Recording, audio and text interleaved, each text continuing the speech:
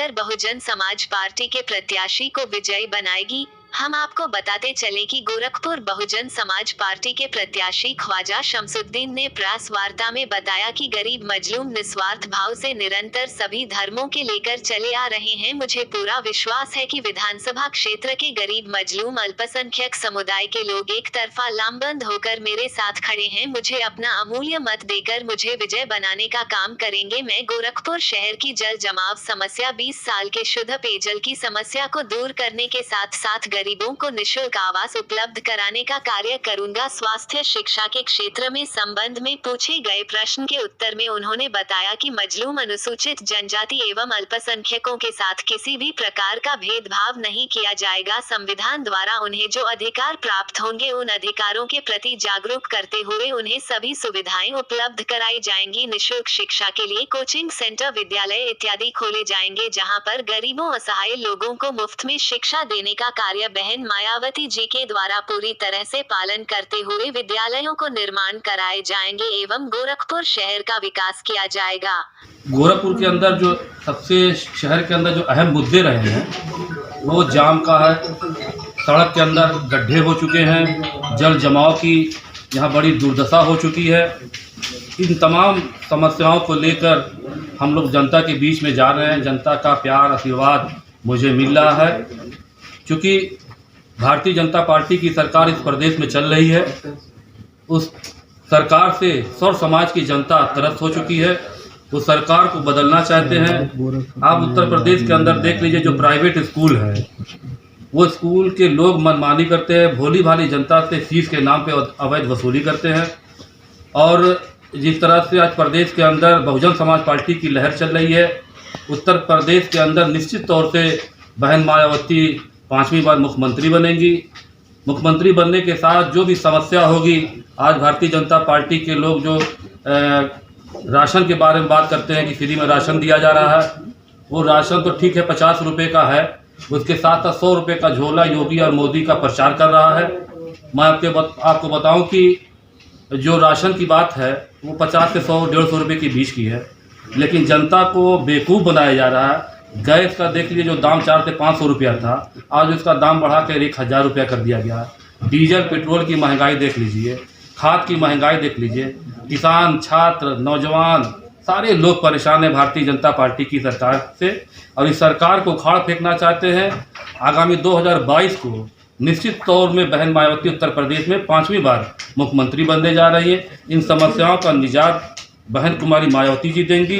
मैं आपको बहन जी के सरकार के बारे में बताऊं, जब सन 2002 से 7 में सरकार बहुजन समाज पार्टी की पूर्ण बहुमत की चल रही थी, बहन जी ने उत्तर प्रदेश के अंदर जो परिवार गरीब थे, जिनके पास मकान नहीं थे, उनको मकान सिर्फ 10 रुपये के स्टाम्प पे फ्री में देने का काम अगर किसी ने किया तो बहन मायावती जी ने किया।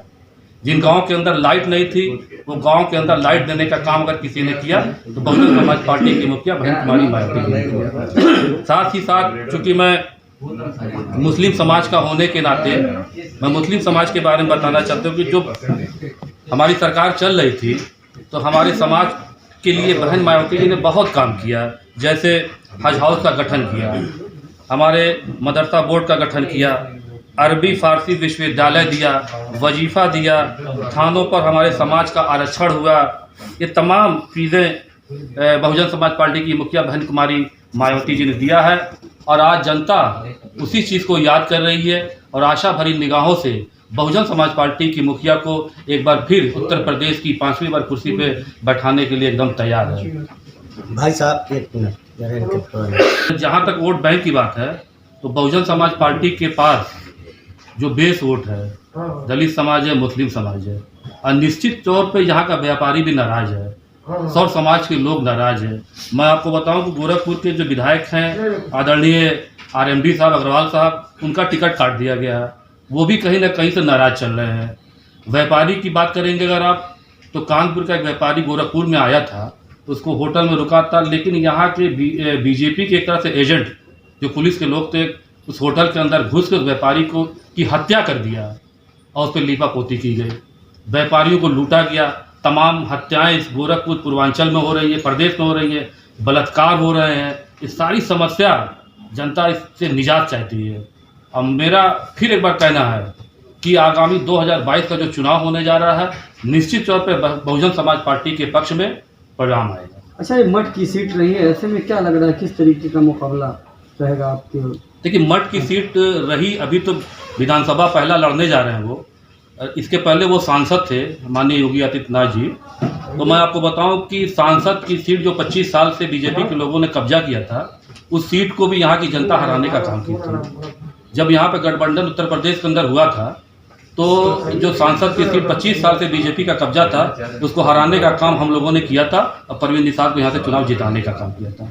निश्चित तौर पे आज वही जनता, सौर समाज की जनता, फिर वो इतिहास दोहराने जा रही है कि गोरखपुर का इतिहास एक बार पुनः रचा जाएगा और यहाँ से बहुजन समाज पार्टी जो हमको कैंडिडेट बनाई है, निश्चित तौर पर सौर समाज की जनता हमको विधायक बनाने जा रही है। अच्छा, आपसे पहले टिकट काट के आपको दिया गया जो विपक्षी दल है, उनका ये कहना है कि आप भाजपा की बी पार्टी के रूप में काम कर रहे हैं।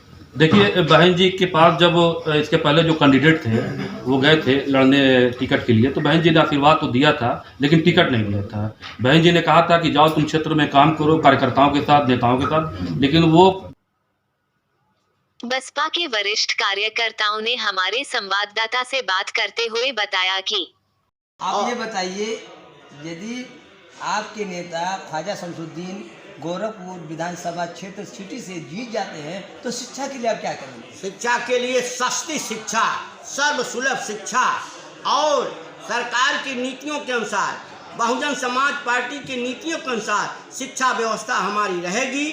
नीचे से लेकर ऊपर तक समान रूप से, कहीं कोई ऐसा नहीं होगा शिक्षा से वंचित होगा और अमीर के लड़के कहीं बड़े पढ़ें, ऐसा नहीं। सब पार्टी गोरखपुर मंडल गोरखपुर, और इस समय बहुजन समाज पार्टी के प्रत्याशी ख्वाजा शमसुद्दीन जी के साथ हूँ और ख्वाजा शमसुद्दीन जी के साथ रह करके हर आवाम के बीच में जा कर के ख्वाजा जी से जो है वोट मांगने का काम कर रहा हूँ। आज जब हम लोग क्षेत्र में जा रहा हूँ, जनता जो है स्वागत कर रही है। जनता कह रही है कि आप लोगों की ज़रूरत है। आपका जब भी शासन होता है, चाहे 95 की सरकार हो, चाहे 97 की सरकार हो, चाहे 2002 की सरकार हो, चाहे 2007 लेकर के 12 तक के सरकार है, यहाँ पर एक घाट पर शेर और बकरी पानी पीने का काम करते हैं। लॉ एंड ऑर्डर मेंटेन होने का काम होता है। बहन जी को आना जरूरी है और उन्होंने कहा कि जाइए, आप हम लोगों के बीच में क्यों आ रहे हैं, हम आपको वोट देंगे, हाथी का बटन दबाएंगे, साथ ही साथ नात रिश्तेदार ही दोस्त सबसे कह करके बटन दबाएंगे। आज इस क्षेत्र में आदरणीय जोगी जी विधानसभा का चुनाव लड़ने आए हैं। उसके पहले 5-5 बार मेंबर ऑफ पार्लियामेंट थे, लेकिन मेंबर ऑफ पार्लियामेंट का निधि कहाँ यूज हुआ, कहाँ प्रयोग हुआ, कहीं दिखाई नहीं देता।